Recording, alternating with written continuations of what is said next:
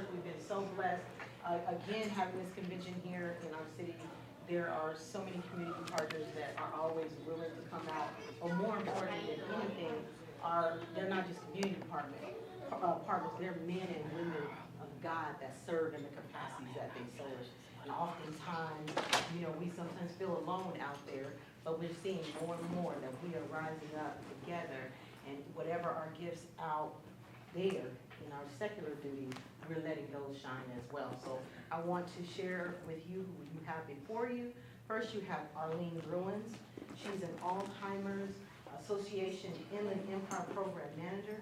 She holds a master's degree in dermatology from the University of Laverne and has over 20 years of leadership experience in the healthcare and nonprofit sector. Deeply committed to serving diverse communities, she works to improve access to health and wellness resources for underserved populations. Arlene values her Mexican heritage and regularly conducts Alzheimer's awareness presentations in Spanish. She is dedicated to supporting individuals impacted by dementia and their caregivers as she works towards a world without Alzheimer's and all other dementias. Let's give it up.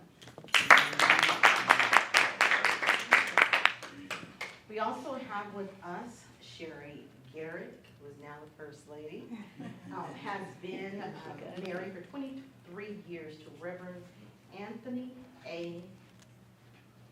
Garrett. I knew that, but my thing was moving. She is a mother to Jasmine Witherspoon, Olivia Owsley Garrett, Jabray Garrett, and Gianna Garrett, and is a proud grandmother of 5. A United States Navy veteran. Let's give it up. Sherry continues to serve others with dedication and compassion. Currently, she serves as a caregiver to her mother-in-law, a role she has embraced for the past 5 years. In this capacity, she manages her care, advocates on her behalf, supports memory retention by minimizing confusion, and attends to her individual needs. In addition to her caregiving responsibilities, Sherry also serves as a First Lady of Corona Community African Methodist Episcopal Church in Riverside, California. Sherry is deeply committed to raising awareness about Alzheimer's disease and other forms of dementia, with a particular emphasis on the importance of self-care for caregivers. As a community educator with the Alzheimer's Association, she provides vital information and resources to churches, community groups, and families. Sherry approaches her work with compassion, dedication, and a strong sense of service. In recognition of her contributions, she was honored with the Caregiver of the Year Award in 2020 by St. Paul AME Church in San Bernardino. Sherry holds a Bachelor's of Science in Healthcare Administration from the University of Phoenix, a certificate in Human Resource Management from the University of California, Riverside, Extension and Associate of Arts in Liberal Arts from National University. Before caregiving, she enjoyed working with youth. Sherry is especially passionate about guiding young people to develop a strong relationship with God and learn His Word. She has faithfully served as a Youth and Young People Division IPD Director for 7 years and an Area Director for 3 years. In 2016, she was honored with the YPD Director of the Year Award for her outstanding leadership and dedication. Please give it up for our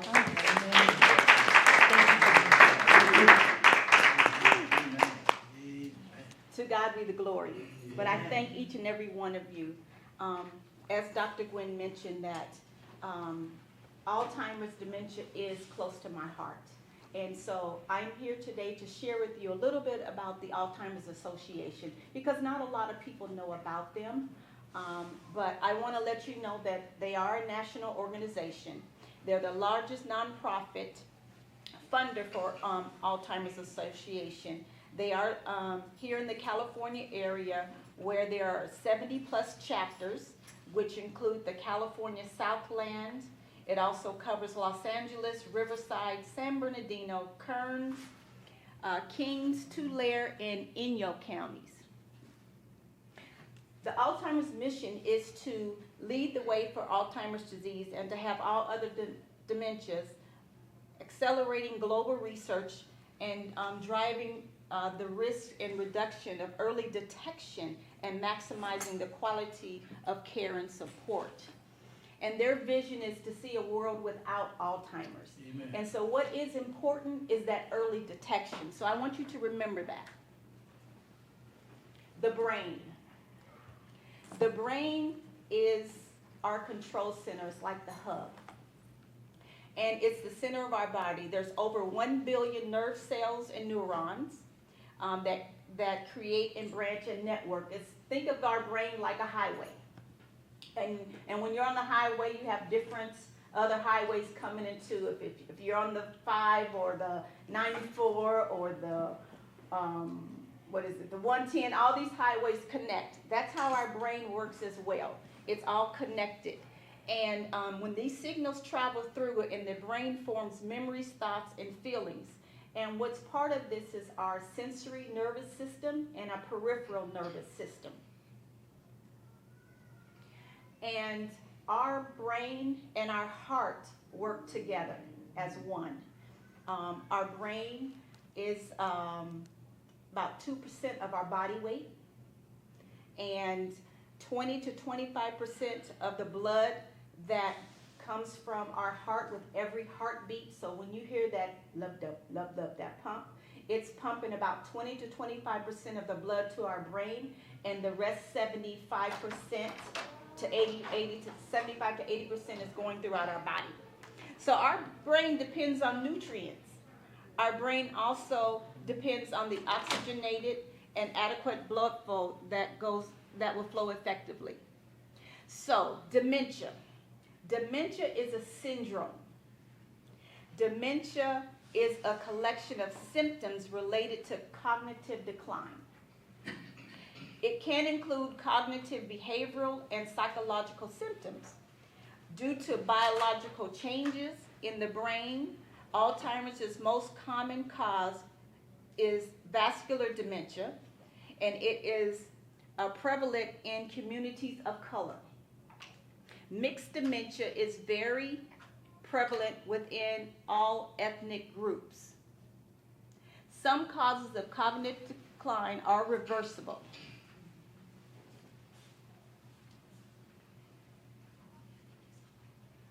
Our brain, in order for us to be diagnosed with Alzheimer's, you would have to get what's called a PET scan. Because in the PET scan, it's going to tell you how many amyloids have been affected and if you have tau. That's how you can get an accurate diagnosis. Other than that, if you're going to get an MRI may show that you have white matter. It could show that your brain has shrunk. Also in Alzheimer's, brain shrinkage is part of that as well. So if you want to get a correct diagnosis, I would suggest that you request a PET scan. So vascular dementia. Vascular dementia is something that my late father-in-law had, who I also cared for. And as Dr. Gwynn shared, that I have been caring for my mother-in-law now for 5 years. And it took me during COVID to Ohio. And when I was in Ohio, not only did I knew my father-in-law already had vascular dementia, but my mother-in-law had been very secretive and did not share with us that she had been diagnosed as well. But she kept that from us, but I got a chance to see it. And so being there during COVID, after COVID, we ended up bringing our loved ones here to California, and so they stayed with us. And unfortunately, my father-in-law was called home 3 years ago, and now we're still caring for my mother-in-law. But vascular dementia is common, and it's because it's impaired the blood flow. 10 to 40% of all dementia is related to poor cardiovascular health. And what that includes is high blood pressure, heart disease, and diabetes.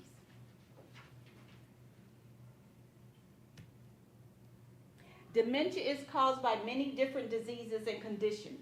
It is not part of a normal aging, but can sometimes be treated and reversed and cured. And what is needed is that early detection. So if you think that you may have a loved one who may be showing symptoms of different things like maybe not remembering right off, or repeating themselves over and over, or misplacing something, and then can't retrace their steps or remember where they put anything, period. You might want to talk to the doctor and have them do a cognitive testing, okay? Alzheimer's disease is the most common cause of dementia. It's not reversible and cannot be cured. But again, like I said, dementia can, because early detection, they have medication that's come out that can help slow that progression down. So the risk factors. The non-modifiable is your age, genetics, gender, race, and social determinants of health.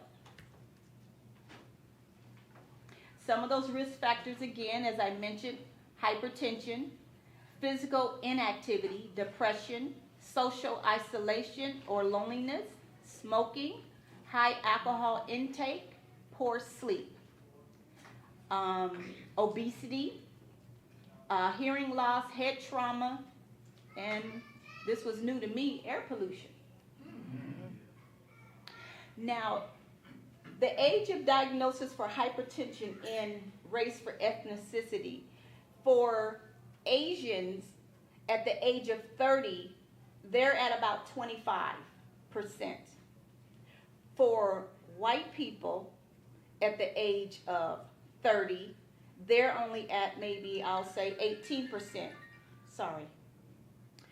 And for African Americans at the age of 30, theirs was close to 20, I would say 20, no, close to 30% maybe. But now, let's go from 30 to 50. And for African Americans, we are at 75% of being diagnosed with dementia. Okay? Is that right, Arlene? And then some of the other diagnoses that come into play under our ethnicity. For African Americans, for diabetes, we are at 12.1%. And this is for the United States. And I believe this came out for 2021. This is for 2021. And for Hispanics, it's 11.8%. Now, 58% of black women have hypertension diagnosis. 12.7% of black women have diabetes diagnosis. 60% of black women are diagnosed as obese, and 40% of women report insomnia or sleeping difficulties. So your overall health is affected by genes and your family's history, the environment, and your lifestyle. So, you know, we, as creatures of habit and humans, we like to make sure that the outside is looking good, right? But we also got to think about what we're putting in the inside, because that is where it tells the story of what's going on with our brain, because they're connected. And so we have to be cognizant of that because it is important that we take care of that temple, right? Yeah. And so it's just not on the outer, but we have to think about what's in the inner. So we do have to be mindful of what we're putting into our mouth, whether if it tastes good or not, but is it good for you or not. So just something to think about. And then know your numbers, you know, for your blood pressure. If you have diabetes, your A1C, know your weight and your BMI, cholesterol. All of these things can be corrected. You can correct your cholesterol. You can bring down that A1C. I know. You can bring that down too. Just gotta move a little bit more. Now, if there is a card, the 10 warning signs. Arlene, can you please give everyone one of those for me?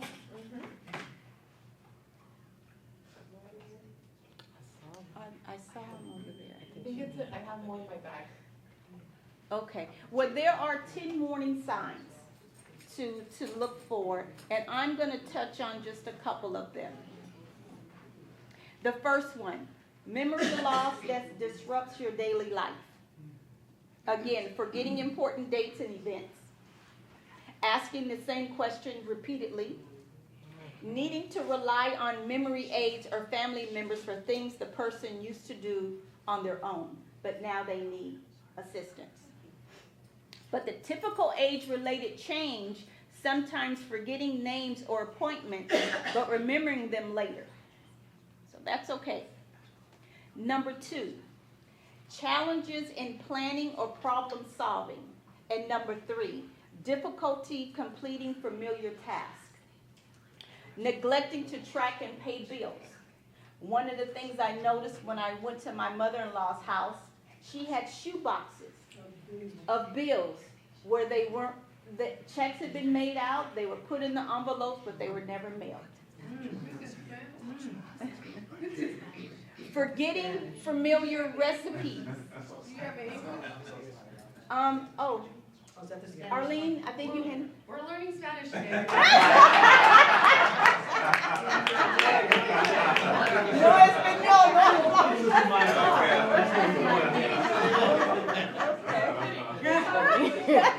That was quick. That was good, Arlene. That was quick. Forgetting familiar recipes or things that take multiple steps to complete.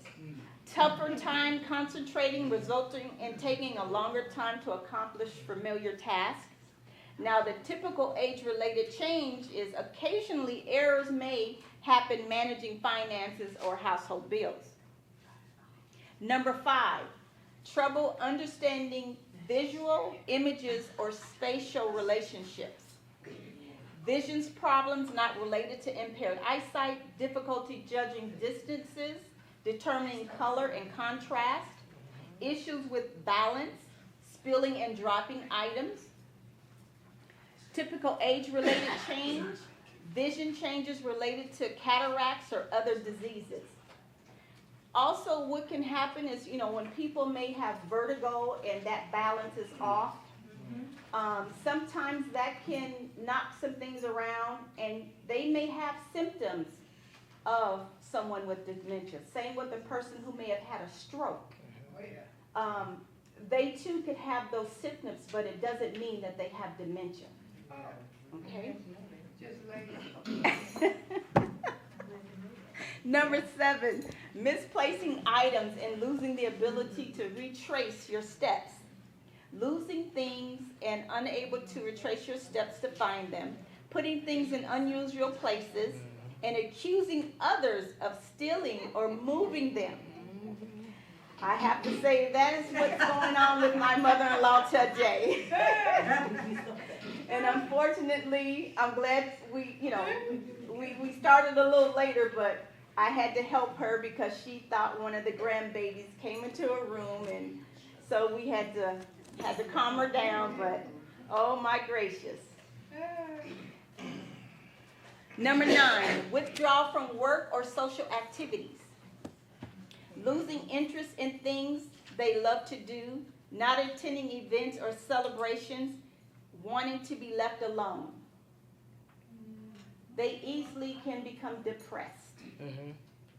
But do they usually say, I'm not depressed? Mm-hmm. Yes, I'm not depressed. yes. They're not going to admit to anything. They're not. And unfortunately, it's because either they can't remember what they were taught on what it looks like to have some of these symptoms. But you as a carer, if you are a carer, again, this is where you have to advocate for your loved one. And when you speak with the doctor, say, you know what? This is what I've noticed in my mother or my brother or my friend or whomever you may be caring for. Because they're not going to tell them. They're not going to say a word. Because they don't want nobody to know, or they might be embarrassed. So, community matters. So, yes, it matters for you to be involved with that loved one, but also talk with family, because maybe other family may have noticed some things as well. And you guys come together and decide on what you're going to do for that loved one. And speak with that loved one. Don't exclude them, include them, but you'll have to figure out a way to talk to them so they don't feel as if you're trying to take control of their life. Because remember, what's important is that you still make them believe that they are in control, which is not easy to do. Not at all.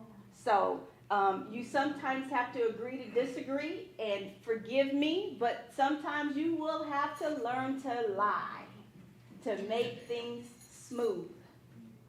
Unfortunately, I had to learn that the hard way. So, what memory and behavioral changes have you observed in your loved one? You ask others that, if they've noticed anything. You get support. Again, you talk to your physician. And then again, that early diagnosis is important. And you can ask them to give you what's called a cognitive impairment test. In the office, they have them. I know one of the things that has, I believe, been approved by Medicare, and I believe Medicaid, is that a doctor's assessment now has included that at the age of, I think it's 55 and above. That's when they ask you who's the president and all this. Yes. Mm-hmm. They may do it verbally, but then you might want to, you also want to ask them to give you testing on paper as well. There's a testing on paper where they score it to see where you're at.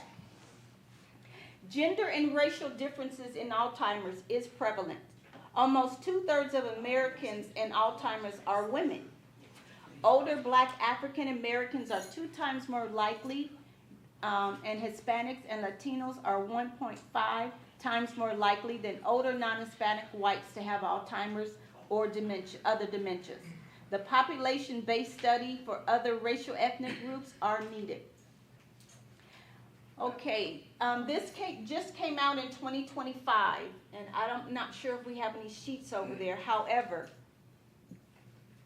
2.1% from 2000 and 2022 deaths decreased in regards to heart disease. So those that were dying of heart attacks went down 2.1%, while deaths from Alzheimer's disease has increased 142%. Did you already go over the difference between dementia and Alzheimer's? No, not yet. So, there are over 7 million Americans who are living with Alzheimer's. It kills more than breast cancer and prostate cancer combined. Let's see, nearly 12 million Americans provide unpaid care for people with Alzheimer's or other dementia. Up to 4 in 5 Americans feel optimistic about now Alzheimer's treatments in the next decade. 92% of Americans would want to modify to slow down the progression of Alzheimer's following a diagnosis.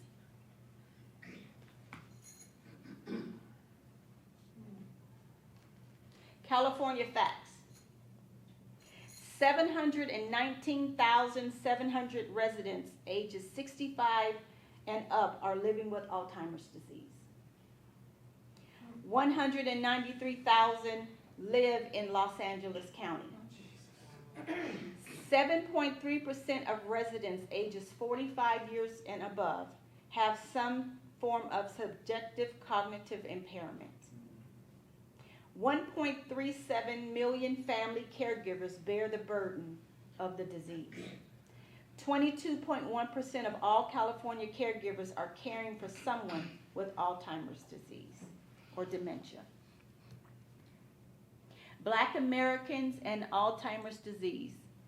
Black Americans are about 2 times as likely than white Americans to have Alzheimer's and other dementias, but they are less likely to receive a diagnosis.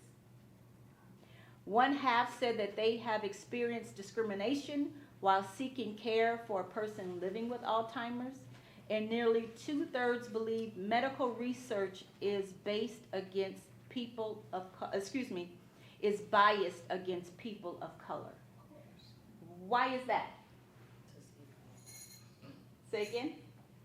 I said because of the Tuskegee Yes. experiment. And we've continued to. Clinical trials, Alzheimer's Association, they're doing clinical trials all the time, but there's not enough of us participating. And so a lot of the medications that have come out is because the testing has been done on a lot of non-African Americans.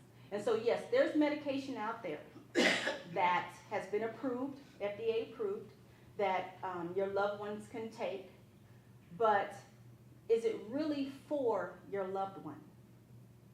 And so I have been fighting with my family to see if they would allow my mother-in-law to participate in a clinical trial. But again, they're very apprehensive because of our past. How do you find out about these different trials? You can go on to alz.org, and you can go, there's a tab that talks about the research and the clinical trials that are going on now or coming up. Is that correct, Arlene? Yes, it's called Trial Match, and sorry, I don't want to interrupt, but how my supervisor describes it, not that I've been in a dating app, but you enter your demographics. So you put, I live in San Bernardino, I have been early diagnosed, or I want to be in a non-drug trial. There is drug trials and there's non-drug trials where it's like lifestyle changes, whether eating healthy, exercising, and they'll tell you what's around your area. And you pick and choose. That's how she describes it, so I don't know. So you pick if you want to date that child or you don't. Sharon, just a question. It seems, like you said, environment, so many different factors. But when I've looked at like Dr. Dave Bredesen's that protocol, it seems like he's got a better strategy. And it looks like he's got some pretty good results. You know, I don't know if you looked at some. I haven't. Okay. What's his name? Dr. Dave Bredesen. Bredesen. I think one of the first books he wrote was like the first Alzheimer's patient cured at that time. But he's a scientist, pretty much comes from that functional. The scientific side? Okay. Yeah, he's a scientist. Okay. But the results are. Is this for black people? Or Huh? you talking about black? It's I don't know the population, the total population Hold on, write that name that he's been doing it with, but he's done it with variation of age. Okay. Older, the greatest significance was catching it early, like you said. Exactly, and that's the important thing. And so, and what does that look like? What is an early stage? Okay, because someone at the age of, believe it or not, 30 can be diagnosed with dementia. You know, someone at the age of 20 can be diagnosed with the age of dementia, with this diagnosis of dementia. So but speaking relatively, we're looking at anyone probably 45 and above should be possibly asking the questions or getting assessed for dementia if they fall into that category of certain symptoms that is happening. Because again, like I said, any person who have had a stroke will have these symptoms. Not necessarily mean that they have dementia. A person that has a UTI can also show symptoms of having dementia, but they don't have dementia. It's because of the UTI, the urinary tract infection. There's another one. But again, that's why it's important that when you go and talk to your doctor, don't let them brush you off. You know, doctors nowadays, they're on a 10 to 15 minute window, and they want you in and want you out. You have to be adamant and be an advocate, not just for yourself, but if you're caring for someone or you are caring for a loved one, you have to be his or her advocate as well. And you have to make them understand that this is why you're here. And we need to find out. Because again, the earlier diagnosis, then yes, there is medication that's out there that can help slow this progression down. Now, yes, ALZ is they're determined to find a cure for this disease. They're determined, along with other doctors that are out there. Believe it or not, coming up, there was not a name. I learned it as a young girl as being my grandmother was senile. Right. Or she, or her mind comes and goes. That's the way I was taught. But I was fortunate to help care for my grandmother when she was senile. But nowadays, there's a name for it. And so now we need to get early, detect the diagnosis. We need it in order for us to help our loved one and to help others. And so, yes, it's important to get the information out. We have to tell our friends, our family. We have to let the community know that it's okay. And if you are caring for someone that has ALZ or dementia, it's okay to ask for help. It's okay to find out more about your loved one and how you're able to make them comfortable. Because that's the whole thing. Because what we don't know is what's going on in their brain.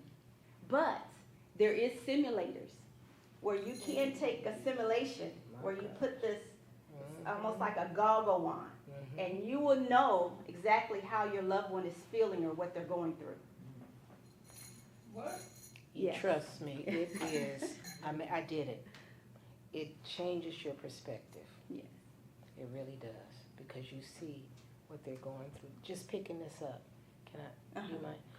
I put the goggles on. There was something to pick up a knife off the counter. I'm coherent.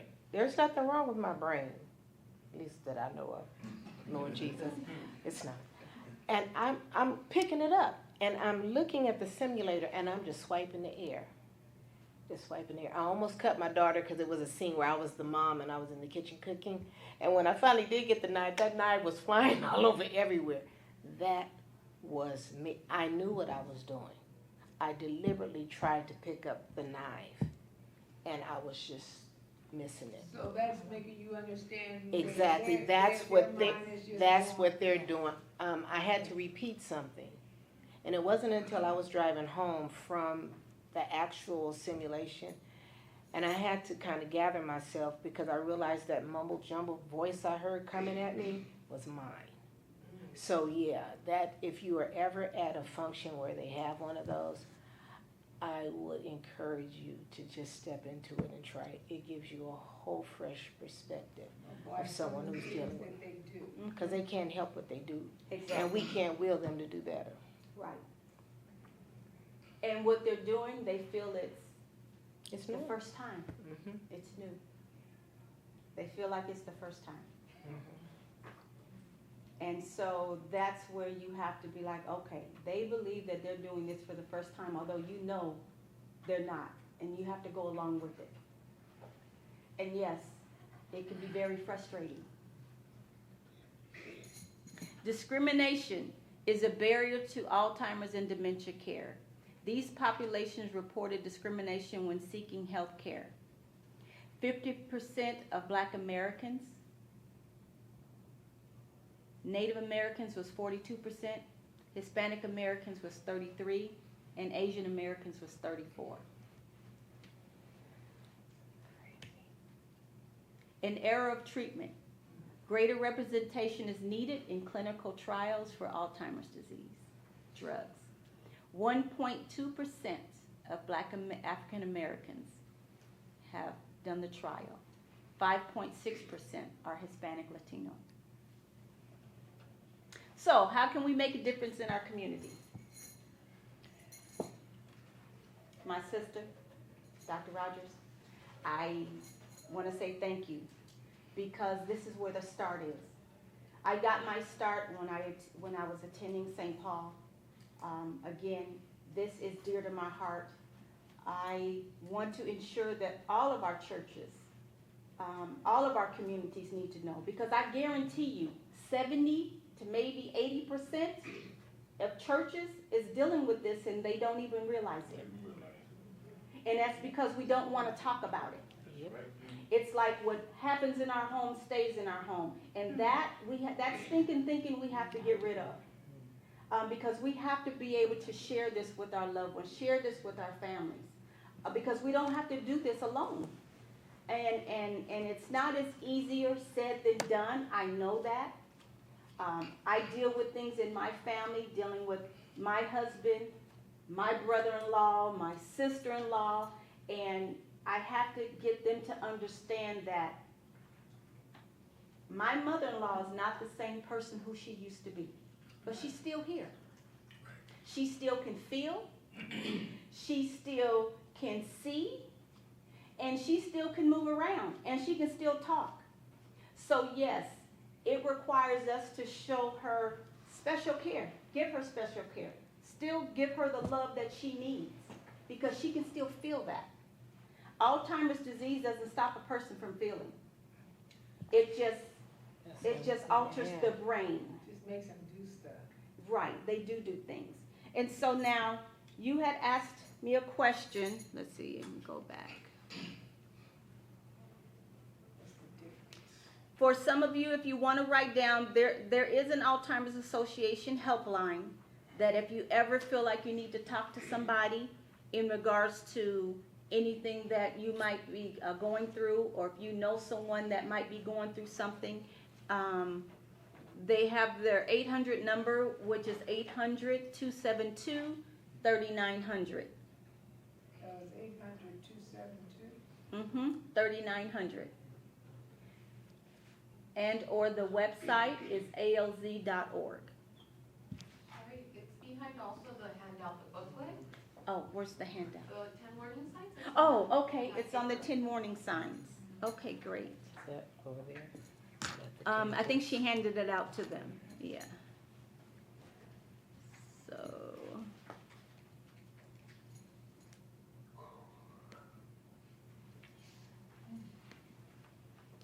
Okay, I'm gonna shut this down now.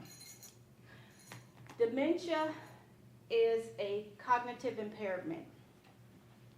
Alzheimer's, the only way you can get a diagnosis from that is either if the person has passed away, because that's when they will check the brain, or like I suggested, you ask for a PET scan.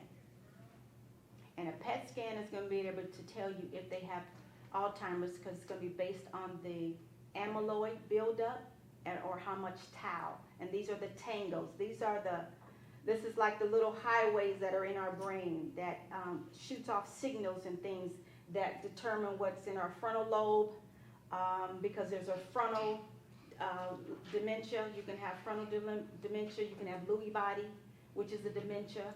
Parkinson's. People with Parkinson's have the symptoms as well. However, for Alzheimer's, a correct diagnosis, you would need to get a PET scan. So, well, you said MRI and all that. What do they do for a PET scan? You have to request it, because then normally depending on your insurance, okay? Depending on your insurance. But now, a lot of doctors normally would do an MRI, either with contrast or without contrast. But that's only going to tell them if the brain has shrunken any, possibly if there's any white matter. And I truly believe some doctors go off of that white matter and a brain shrinkage, and they said, okay, yes, they could have dementia. But now, for them to have Alzheimer's, you have to have a PET scan. That's the only way they can determine how much the amyloid or tau has been affected. Arlene?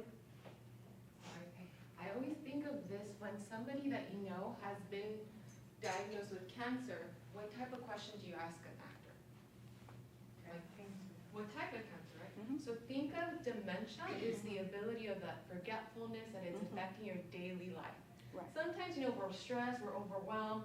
Oh, I forgot to pick up my kids, or I forgot to put the milk in their fridge, or I'm wearing 2 different color of pair of shoes, whatever be the case. That happens because we're overwhelmed, we're busy. But if it's affecting you daily, that you might not notice, but your kids, your neighbor, they're noticing things, you're not normal, it's not your normal self. That's when we recommend that you do a cognitive assessment, and they'll ask you those 3 questions. How many of you guys have had a cognitive assessment? Do you remember those 3 words they told you? Like, they'll tell you like red, ball, and soccer, and then the doctor will continue conversation, and they'll say They like, ask you, what was in, what were the 3 words I just said? yeah. Red ball, soccer. Well, I'm not a doctor, but it kind of passed. Right? But if the doctor says, oh, wow, you forgot the first one, then they'll send you to a neurologist Whatever's to get more in-depth evaluation. The neat part right now is that there's an FDA blood test. Yes. Previously, there was blood tests for genetic Alzheimer's, maybe mom, dad had a genetic condition of Alzheimer's, but now they're seeing that with this blood test, they can see if there's no need of an MRI or a CAT scan. There are physicians that are currently being trained because it's a new thing, Yeah. new assessment. But what I want you to think is that if you are diagnosed with dementia, what type of dementia? Similar to cancer, right? There's cancer on the top of an umbrella, and below is prostate, breast cancer, colon cancer, all the cancers, right? Right. Same thing, dementia's on the It's top. a big umbrella. Below the umbrella is the different types of dementia. Alzheimer's is the most common one, Right. between 60 to 80%. So if somebody says dementia, oh, you're most likely going to have Alzheimer's, right? Because it's more common. But then there's Parkinson's, Lewy body, frontal temporal. And when you think of these diseases, think of Muhammad Ali. What did he have? Right. What did he have? Parkinson's. And what were the These most are common different symptoms? dementias. Slur of speech. And then the shaking, right? And yes, go ahead. But Sorry, I get really passionate about it. I don't want to. No, you're fine. No, I appreciate you. do some blood tests. Can you take a blood test for Parkinson's? That's the thing. They're still figuring it out, how the blood work could diagnose exactly what type of dementia it is. Well, it's done by, there's biomarkers. Yes, yes. And the biomarkers will be able to tell them. But again, we're fighting because now you're dealing with the insurance. Right now, Medicaid, Medicare will not pay for it 100%, but I know they're advocating for that right now in regards to getting this law passed, because it's important. I mean, if they can take our blood and tell us what our A1C is, they should be able to take our blood and tell us what type of dementia we may have, okay? So that's what they're fighting for now. So is Parkinson hereditary? Well, think about it. Muhammad Ali, what was his career? What was his... Boxing. Right. So he had brain, traumatic brain. Traumatic. Right. Yeah. Think about all the football players. Now they're seeing depression and dementia. So at the Alzheimer's Association, we emphasize the importance of wearing a helmet, whether you're a construction worker, when my kids play soccer, or where they're playing in their bikes. Impact on the brain, car accidents, anything could have Getting a hit. severe, Getting hit could upside the severe head. impact. The other thing is, think of other celebrities like Robin Williams. Remember Robin Williams? Yeah. I always tell people, does anybody watch Miss Doubtfire? I Yeah. grew up with Miss Doubtfire. I usually get a young crowd, they're like, who, what? But you know, what was his dementia? Don Cornelius. Don No. Cornelius. Yeah. He He had, had Lewy body. He had Lewy body But then and mixed dementias. And He Parkinson's. had, yeah, he had Parkinson's too. So there are mixed dementias as well, where you Yeah, can have more than one dementia. right. Again, is Parkinson hereditary? I'm gonna be I honest. don't know. I'm gonna be honest, I don't know if Parkinson's is hereditary. I'm learning more about Parkinson's myself. I might have a little of an answer for Yeah. that. You want me to come up Yes, there? go ahead, Oscar. Okay, Oscar is all our Oscar's an Alright. intern. Nice to meet you guys. In regards to the Parkinson's, I'm so passionate about this stuff. It's so much to cover, but we were kind of covering the idea that Muhammad Ali took a lot of hits to the head. There was a lot of concussions involved, a lot of trauma, physical trauma. When we look at one thing that we mentioned earlier too, it was the hereditary aspect, right? And also I wanted to tie in, you made a very good point earlier, sir, in regards to Dr. Dale Bresden. I actually have literature at home, and one of the main things that he covers is there's a specific genetic expression, and it's called APOE4. Yes. And what it is It's genetic. It's genetic. absolutely, Yeah. and It's genetic. And It's just that, some have it, they don't always get Alzheimer's. Right. correct. Yeah. And why this matters, as we mentioned, that you can get obviously you can get a scan.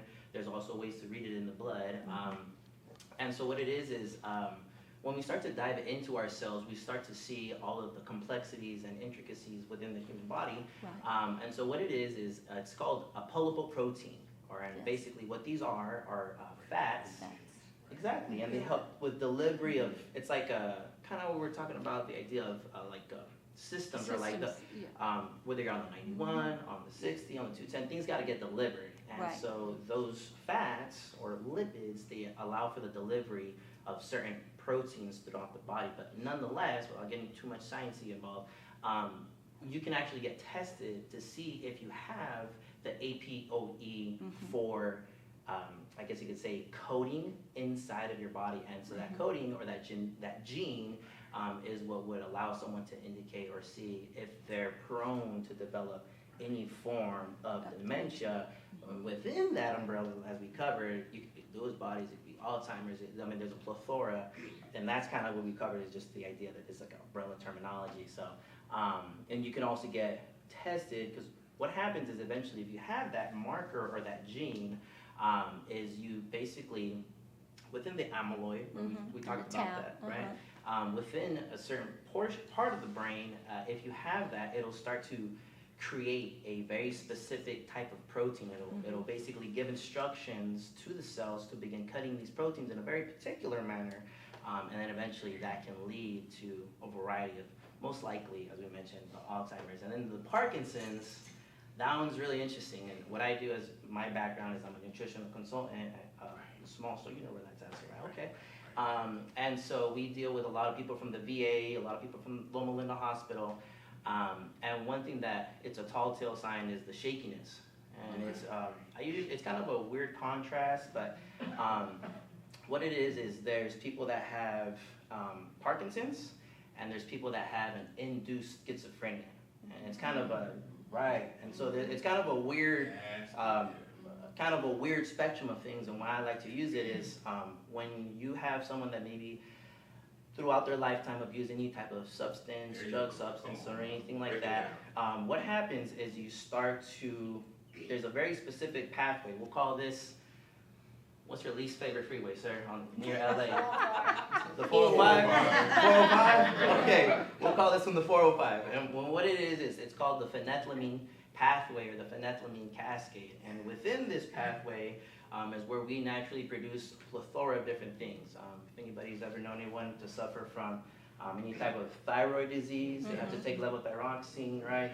That's where we produce thyroxine.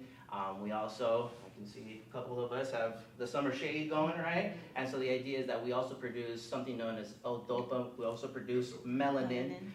But more importantly, we produce something known as dopamine. Yes. And so going back to our analogy, right? If someone abused any type of substance, or if they have the gene for schizophrenia, they overproduce and they have an influx of dopamine. Okay, and so what happens is that when we look at the phenethylamines, that's what causes hallucinations.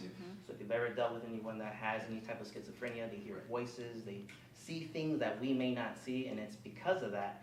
On the other side, going back to your original question with the can you detect the Parkinson's, the reason that you get the shakiness or you start to get the onset symptoms of that is it's a lack of phenethylamines or a lack of dopamine. So it's such a, man, it's such a beautiful thing, but it's such an odd experience as well, because As Sherry mentioned, there's so many different factors that can play a role, and you could possibly not have any type of genetic expression or gene for it, but through our lifetime, any type of physical trauma, mental trauma, the foods we eat. If you guys have ever driven on the 60 freeway or any freeway around here between the hours of 3 p.m. and 7 p.m. on a hot summer day like today, you notice that we have extreme pollution, smog. And so last summer, it was on a tangent, got to do some little bit of research, and they said that even the air we breathe, I believe it's don't quote me, 2 to 250 times more polluted with CO2 emissions than anywhere else in the States. Wow. So it's all of these, it kind of becomes a boiling pot. So that's what So- she brought out about being obese, high blood pressure. Absolutely. Well, So and at that's, the end of the day, yeah. the answer to the question Oh. is, That was a long one. yeah, is that Parkinson is more than likely not hereditary. Right. My experience with the medical profession has been that a lot of times, particularly in our communities, they will tell you it's hereditary. When you go to the doctor, how many of you filled out a family history? You just giving them ammunition because they will do that to you. And let's be clear. Now, this is not my time, but I feel like said let God use me, so I'm going to let him do what he does. So what happens is, and I had this argument with one of my doctors who happened to be a woman of color. She was Indian. And she said, well, hypertension, if your parents had it, you'll have it. I said, no, that's not true. That is not true. What happens is, if your parents ate a diet of pig and lard and fried fish and butter, because let's face it, butter makes everything better, and butter, and you adapt that same diet, what do you think is going to happen? So I said to her, I posed the question to you, is it hereditary or is it learned activity? So if I change my behavior, then I can change the outcome. And she sat there and looked at me. Now, mind you, she went to medical school. I have a couple degrees, but they're not in medicine. And she looked at me, she goes, well, yeah, that's true. So, no, I would say, I'm not a doctor, so don't go running and saying, Dr. Jamie said, because Dr. Jamie is not a doctor. I don't think that Parkinson's has a lot to do with brain trauma, like you were saying. So unless you were a boxer and your daddy was a boxer and you got hit upside the head, because I just left the AIM forum in Washington, D.C. with the Alzheimer's Association, and that's Alzheimer's Impact Movement, and they deal with advocacy and policy.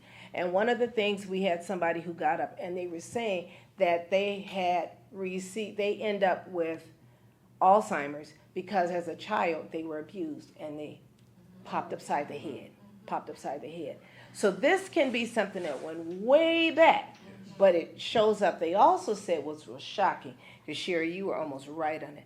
The youngest person ever recorded being diagnosed with Alzheimer's was 19 years old. Now think about that. So back to your question, I hope that helped. A lot of this stuff they tell us is hereditary, and it is not. Both of my parents were diabetic. Both of my parents, they told my mother somebody help me with this. What is pre? They pre-diabetic, pre-hypertension, but they give you full medication. Somebody explain that to me. Think about it. They don't have pre-hypertension medication. They don't have pre-diabetic medication. But you're pre. What does that, but one doctor says 6.5 is good. But another doctor says, you're pre-diabetic, we got to get you started on. And most people start on metformin, but I'm going to be quiet till my time. Because that's not a good one. So, And that's the same thing with blood pressure. As you reach the number, society keeps lowering the number. And it depends on your ethnic background. See, it's funny how they want to play the race card when it's convenient, and they don't want to play it.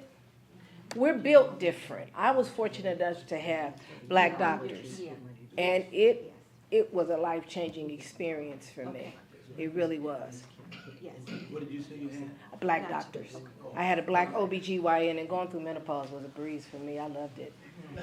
Okay, before you answer your question, I just want to this is Miss Jamie Cubitt, okay? Jamie is a wife and a mother.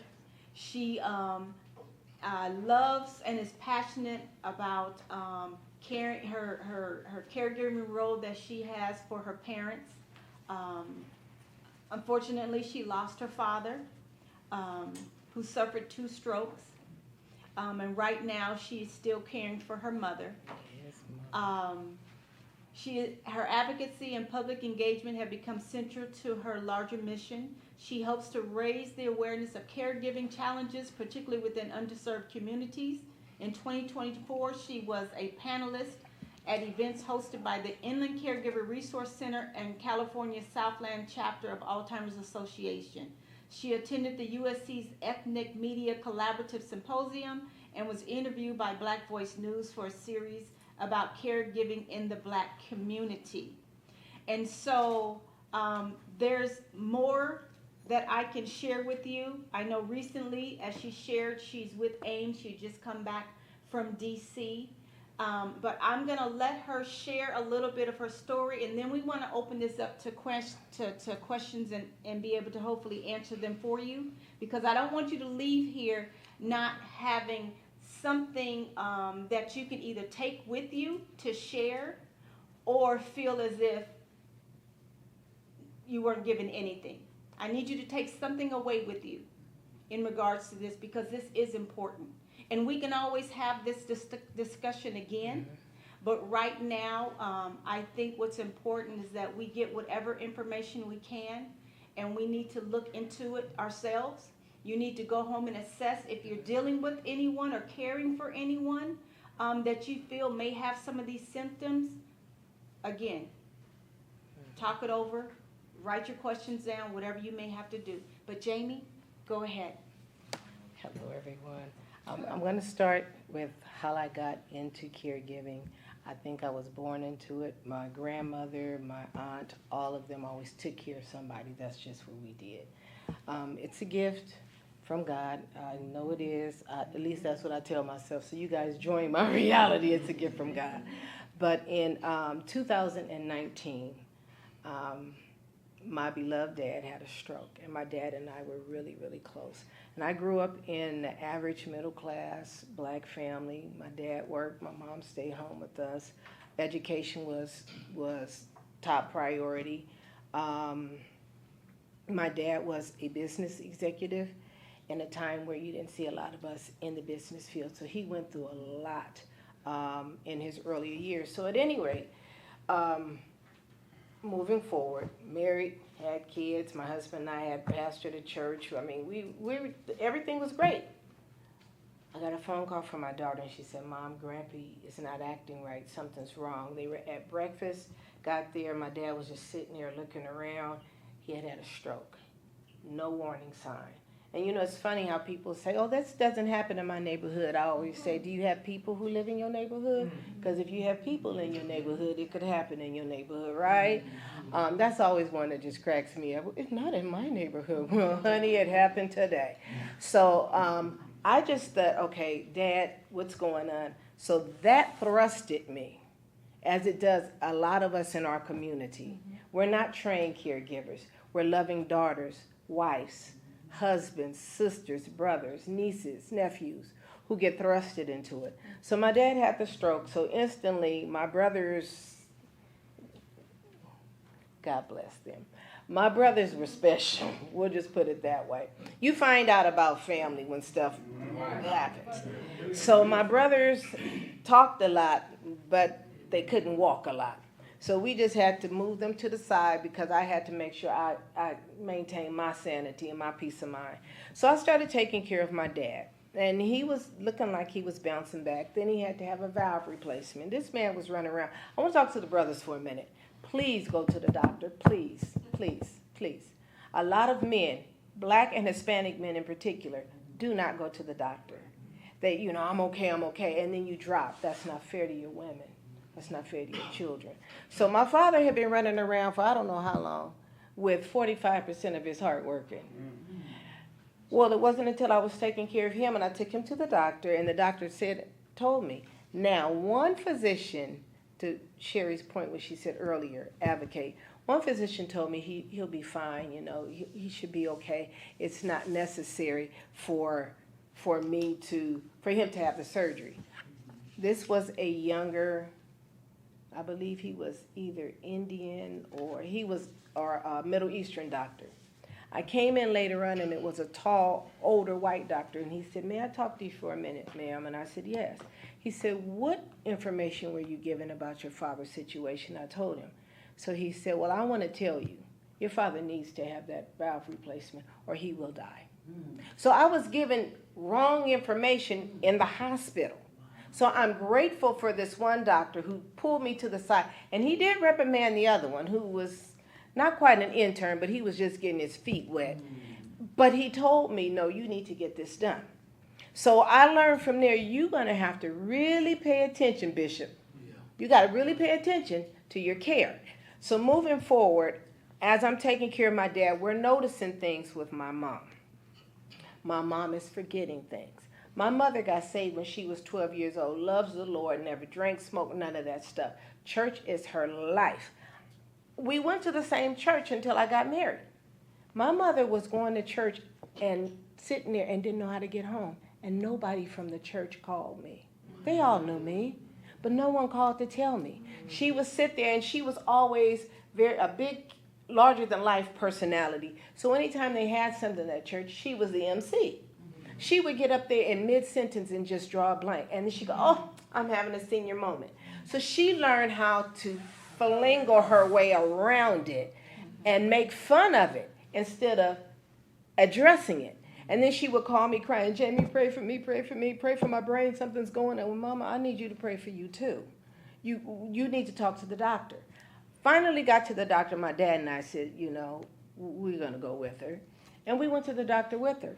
Do you know that little doctor stood up there with my mom, had a conversation, he went to walk out, my dad shut the door, he said, wait a minute. Are we going to address the issue, the elephant in the room? And he goes, he said, what's wrong with her brain?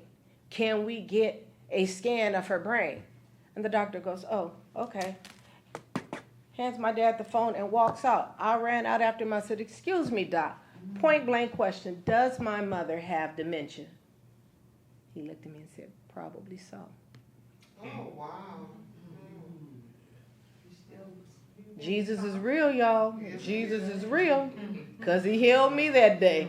And I just remember saying, wait a minute, but you just left that room. And you didn't say anything. I had to ask. And then I had to fight another 6 months with Kaiser, because I call names, with Kaiser. Right. To get my mother tested and diagnosed. You just said, say that again, please, sis. 6 months wasted. Early detection is key. Now, come to find out, I had been saying something since 2011. And no one listened. My brother, my father, my husband, everybody, oh, that's just the way she is. No, it wasn't. Because she wasn't calling you. She wasn't telling you, Daddy, that she needed prayer for her brain. So we can't try to hide it. It's time out for that person to just stay in a room and everybody pretend like they don't see them or like what they're doing is normal. It's not normal. I have had a niece who died at 57 behind this disease. The earlier you get diagnosed, a lot of times, the quicker you go. It's very aggressive. But to your point, she was grossly obese, overweight. If she ran, it wasn't very far. She just did no exercise. Loved the Lord in church, but her diet was horrible. Her lack of exercise was horrible. Another thing you touched on was depression. My mom was diagnosed with depression. But a lot of times people, you hold things in. I'm talking about folks in the church. I said, why in the world are so many women, Lord Jesus help me. Why are so many women in the church being diagnosed with dementia? We have the Lord in our life, but we're being diagnosed. There's a problem. Because a lot of women are suppressing what they really feel. They are stressed out because they're carrying stuff. Oh, you say you take it to the altar, and you do. But what you don't say is you take it right back home when you leave the altar. See, the Lord says, cast all your cares upon him, for he cares for you. But I don't see anywhere in the Bible where it says to pick your cares back up. You cast them. Like people say, take care. I say, I take prayer. I cast care. We have to learn. We have to learn how to be honest about what we're going with. So I literally had to almost get attorneys to get my mom diagnosed. Oh, my God. Literally. Because what they will tell you is, oh, that's just the normal signs of aging. Well, tell me why Betty White left here still acting at 99 years old. Huh? Hello? Tell me why. It's possible. Tell me why, what's his name, Al Pacino and the other one, they still making babies. And they still have it all. So no, we cannot sit up here and just let someone tell us that's the normal sign of aging. I just had a close friend to me, one of my pastor wife friends, very dear lady, 75 years old. She said, you know, we were out at dinner, my husband and I, and she said, you know, sis, I went to the doctor. She said, because I'm starting to experience, I walk upstairs and I forget why I'm up there. And I said, okay. I said, so what's your concern? She said, I don't know if I have dementia or what it is. So I said, funny you should say that. I'm leaving tomorrow to go to Washington. So I started sharing with her. I said, when I come back, I'll have some more information. We can talk. She said, okay. So I said, what's your doctor say? Y'all want to say it with me? That's just the normal signs of aging. I said, honey, you make you another appointment and you go back. And you tell him it's not just a normal sign. I want to make sure. Jamie, but that's the typical answer for everyone. It's the normal sign of aging. And we as a community, because this is my passion, we do need to be more assertive. Just because somebody has a title behind their name or some letters behind their name. I had to tell a doctor and a lawyer one time, you guys are just a high-priced, overpaid employee of mine at this point. I'm employing you to do a job for me. And I don't do that to be arrogant, because that's not the case. But would you let your gardener just tell you anything? Or your hairdresser? Ladies, you know we're not going to let that hairdresser just do anything to our hair. So you can't do that with your doctors. You have to be co-partners in your own health. Does anyone have any questions at this time? I got a quick Yes, sir. The story you just explained about your mom, terrible story on your doctor visit. You say early detection is key. How do you get the early detection if the answer is what you're going to get? That's an excellent question. You just keep fighting. Yes. You keep fighting. Sometimes you have to write letters. Or you may have to find you another doctor. Yeah, you know, I did that when I had a doctor who found, primary care doctor. I did that. And that's okay. Yeah, I did that too. You have to interview. You got to talk to and find out who is going to listen to you and be there for you or for your loved one. And that sometimes is not easy to do. It takes a lot of time. It takes work. And you got to be ready to put that work in. I can say that because dealing with my mother-in-law, there's a stage in dementia. There's stages. And there's a time where they become very agitated and could have hallucinations and everything. And her neurologist, the first thing she wanted to do was they wanted to put her on 2 medications, which we agreed to because at the time we didn't know how to handle what was going on because she was literally fighting with us. When it got to a point to where I started seeing how sluggish she looked and everything and talking with her doctor, and I said, look, I need her to come off of one of these medications. I said, and I'm going to share this with you. I pulled her off of this one medication and started holistically doing some things for her. And it started helping her, and she's a lot more easier to deal with.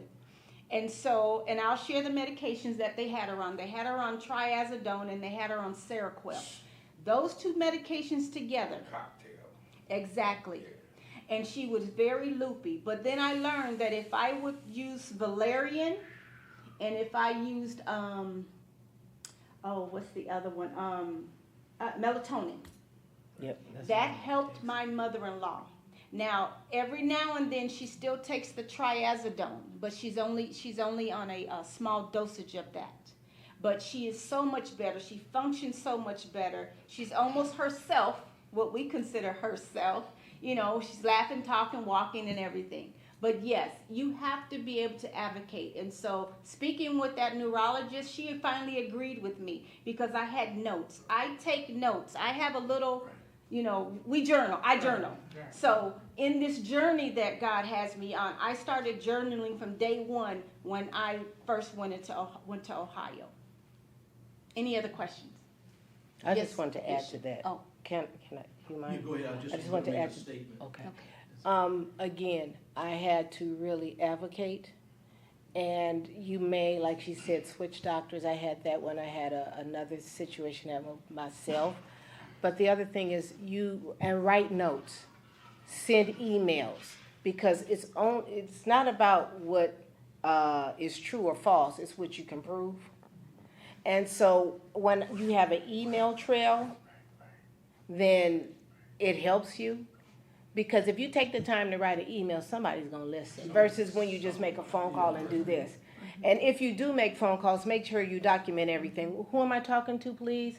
You write the date, the time, and the person you spoke with. Always get that down. Because if they tell you you didn't, then how'd you know that Mary Sue was working at 3:05 p.m. and today?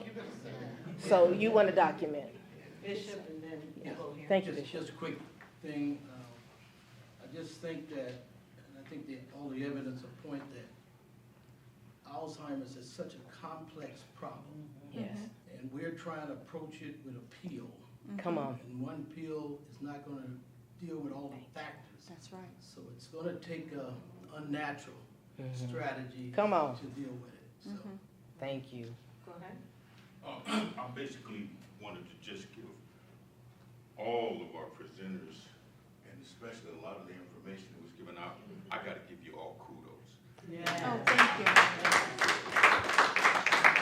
A lot of the information that we're hearing today, I have two words: information and education. Education or information. I've been in the mental health, behavioral health field for over 40 years now. And it wasn't until I educated myself to understand how to deal with my dad before he passed. Yes. And a lot of the information, we have different tests, yes, early detection. The test, we have certain tests that you take, Rorschach tests, and different things like that we use in the mental health field. That will detect these cognitive declines. Yes. And it'll bring each different marker up just by the certain questions. And so with my own, taking the time to educate myself about what's going on with my dad, what's going on with my mother. And a lot of people thought it was funny, but when my mother, I had to take her keys from her. Yes, I Okay. understand. That's To not get to easy. that point. And it shouldn't have to get to the point that you see her knock over 3 or 4 cones and 2 barricades and things like that before you finally understand. And then with my dad, I had to look at, I said, wait a minute, this is the extreme. The doctor, when me and my mother stood there, they gave him an induced coma because he had some issues going on. And his cognitive decline was such that the doctor suggested that we remember my dad just as he is. And that my mother, I saw the tears in my mother's eyes when he said that. He said, well, I want you to just, I suggest that you just remember your loved one as he is. And I said, whoa. What raised up in me was I told that doctor, I said, doctor, I said, you deal with physical life. Come on. God deals with all of it. I said, as long as my dad has breath in his body, you need to do everything you can that the Lord's given you the ability to do. But you need to do everything you can to make sure that my dad is comfortable, pain-free. They sent a nurse in there and gave him the, what do you call it, the, when you have sugar. Insulin? Yeah, gave her the insulin. Because usually every time you go into the hospital, they're gonna give you the They insulin, sure even if you're will. taking the, insured. Yeah. Because they said it has a certain amount of sugar in it and so forth, and so they need to have it. But the lady came in there and I questioned her. I said, whoa, whoa, whoa, what are you doing with that? Well, we have orders to give him, his insulin. I said, hold on, you need to check those orders again. And then turned around, she went to another room. She looked, oh, I made a mistake, it's the bed too. Right? But had you not been there? But had I not been there, and my mother and my dad, and I watched, and so I started doing my own education. I said, wait a minute. Now they gave him the progesterone. It's a medication to help your mind come back again. Right. Okay. Now I'm saying, what are you giving him?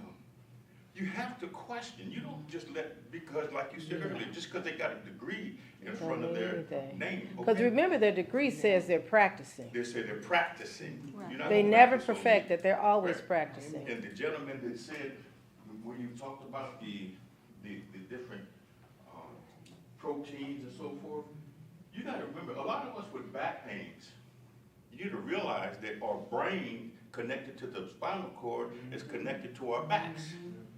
So all the proteins and everything that are going on, if you looked at the Rain Man, remember